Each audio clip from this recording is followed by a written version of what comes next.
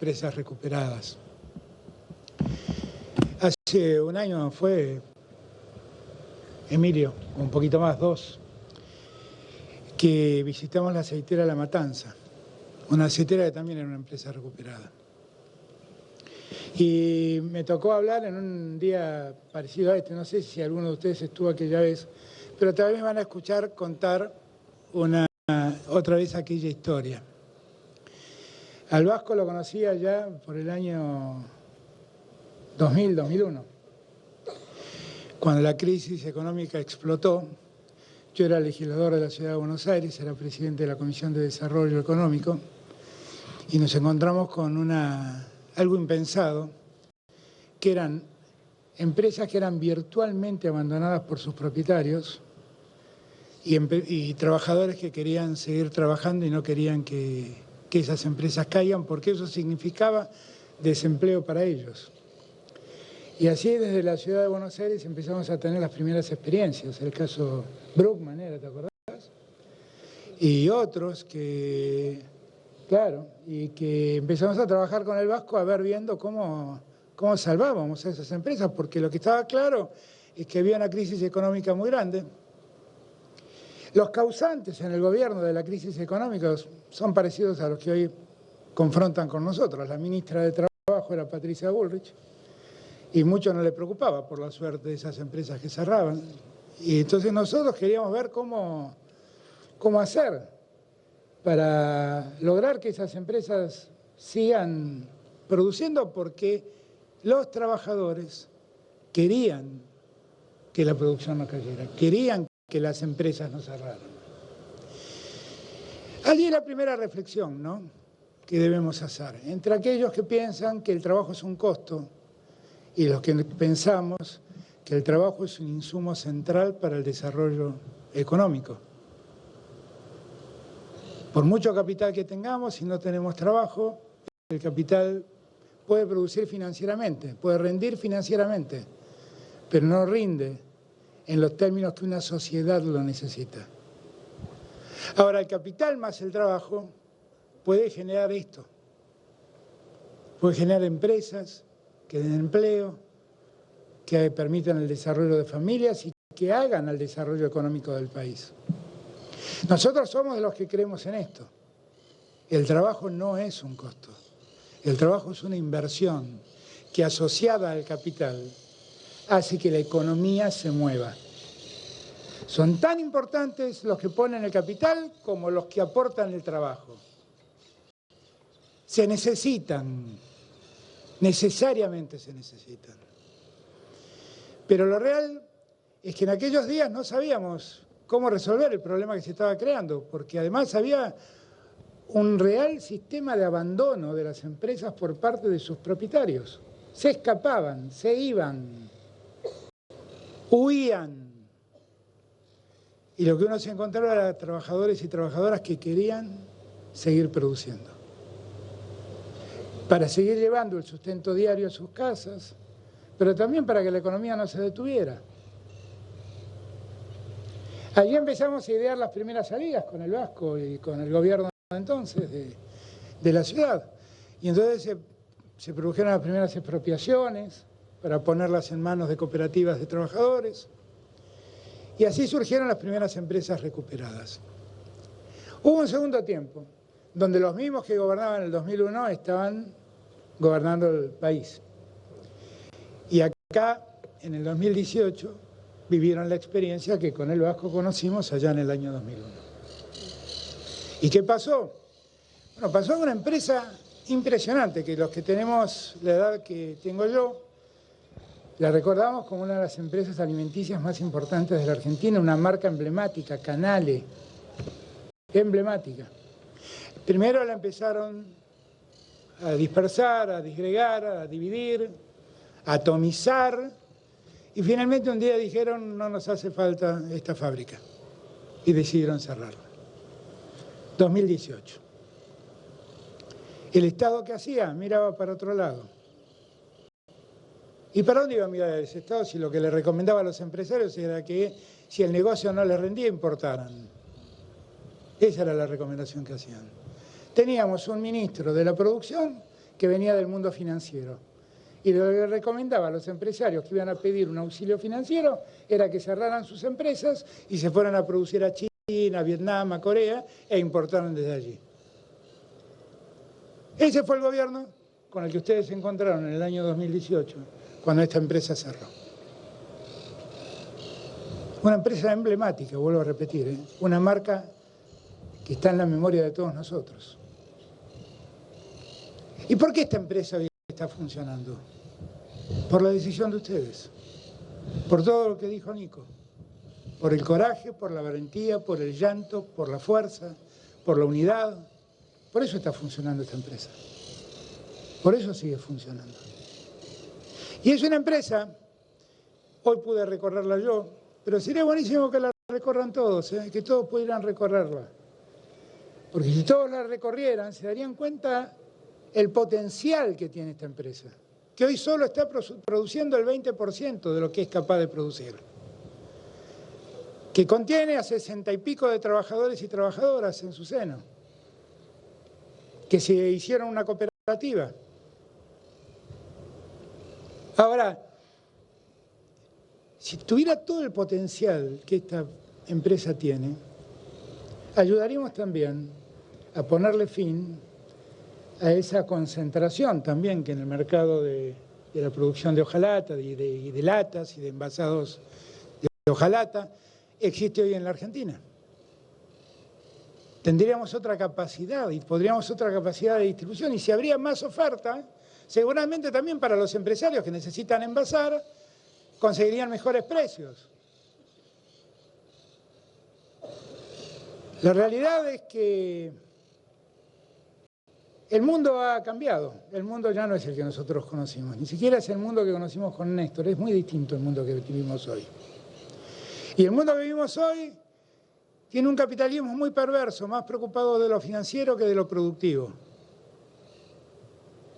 Y el mejor capitalismo fue el capitalismo que estaba preocupado por producir, porque era un capitalismo que servía a la comunidad, porque daba empleo.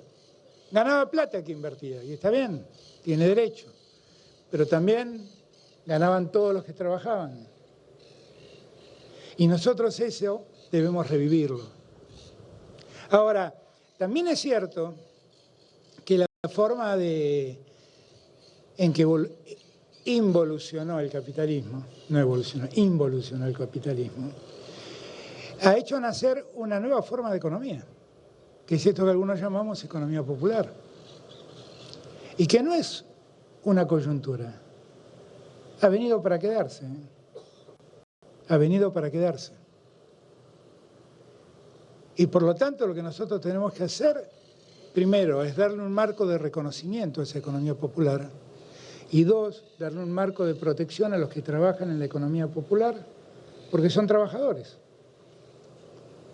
que el imperio de las circunstancias han hecho que debieran nuclearse en cooperativas para poder sostener sus puestos de trabajo, pero son trabajadores y tienen que tener los mismos derechos de todo el que trabaja.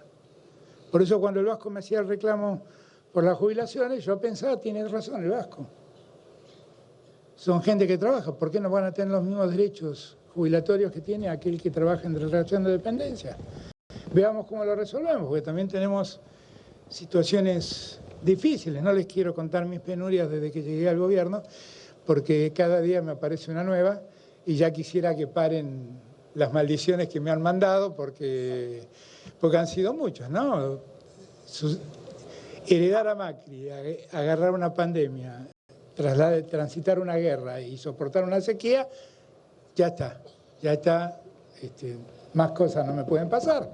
Por lo tanto, lo que creo que debemos hacer es ver cómo encaramos el futuro, que además es un futuro muy promisorio para la Argentina, muy promisorio, porque la Argentina tiene un potencial enorme de desarrollo para adelante, porque el mundo dice que necesita lo que nosotros somos capaces de producir. Necesitamos energía, tenemos el litio, tenemos el gas. Necesitamos minerales, tenemos oro, cobre, plata. Necesitamos energías limpias, tenemos hidrógeno verde. Necesitamos alimentos, tenemos alimentos. Pero bien decía el Vasco, todo eso, en verdad sería bueno que dejemos de pensar en que somos un país agrícola ganadero y dejemos de pensar que estamos condenados a ser, en el mejor de los casos, como alguien dijo no hace mucho tiempo atrás, el supermercado del mundo. Y pasar a ser lo que alguna vez Perón soñó hacer con la Argentina, un país industrializado. No pasó hace 500 años, ¿eh?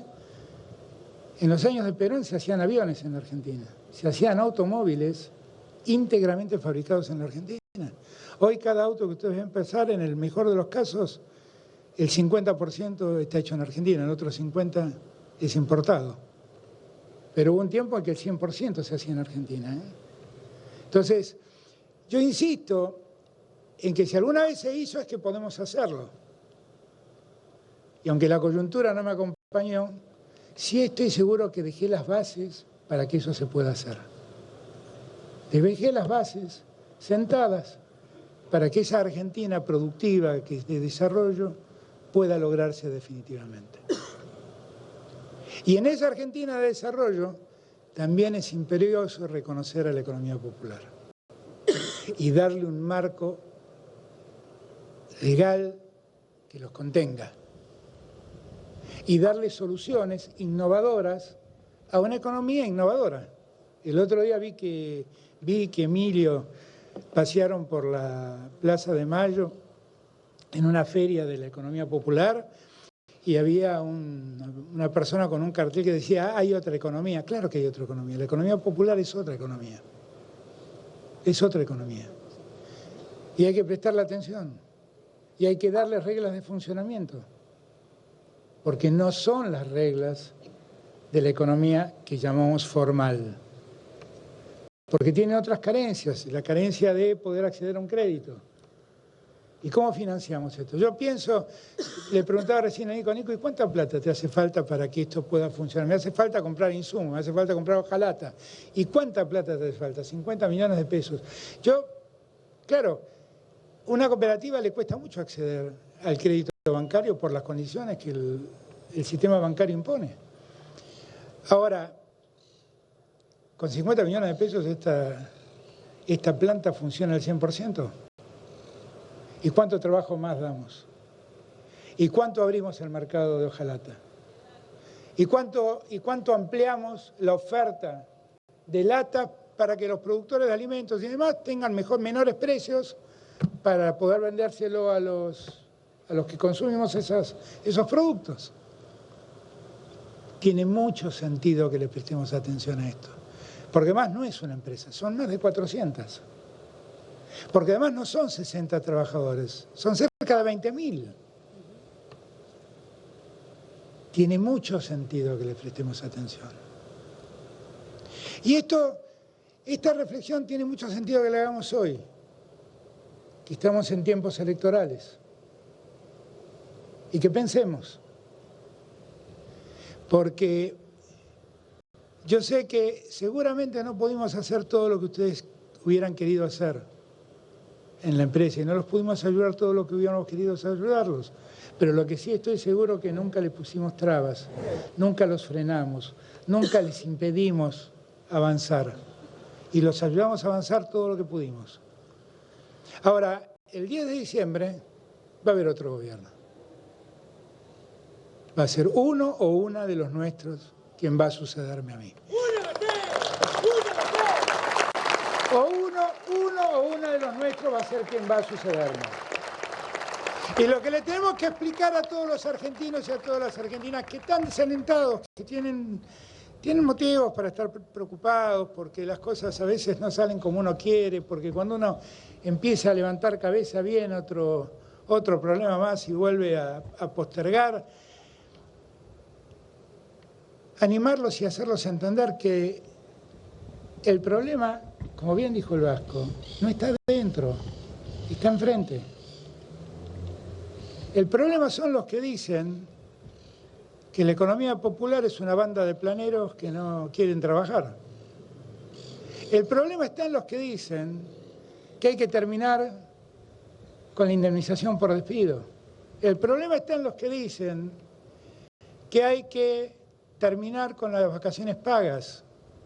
El problema está en los que plantean que hay que invitar a Qatar que no tienen sindicatos, porque el problema son los sindicatos, cuando para nosotros los sindicatos es un modo de defender acabadamente los derechos de los trabajadores. Allí está el problema.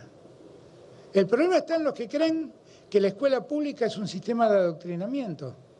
Para nosotros la escuela pública es darle a todos la posibilidad de educarse. El problema está en los que creen que la salud pública está de más y que hay que dejar en manos privadas la salud pública. Y entonces, por ejemplo, en esta provincia dejaron de construir hospitales porque decían que no les interesaba construir hospitales. Y vino la pandemia y nos dimos cuenta de la importancia de los hospitales, ¿no? Y nos dimos cuenta del valor de nuestro hospital público, de nuestros médicos, de nuestras médicas, de nuestros enfermeros, de nuestras enfermeras. Ahí descubrimos lo que vale la salud pública, ¿no? Yo siempre, cuando me paro en este punto, les hago la misma reflexión. Miren, lamentablemente la pandemia se llevó la vida de 130.000 argentinos. Lo que nadie dice es que en la Argentina se enfermaron 11 millones de argentinos y argentinas. 10.870.000 personas se salvaron por la atención que recibieron en cada hospital público por los médicos, por las médicas, los terapistas, los kinesiólogos, las kinesiólogas, los enfermeros, las enfermeras.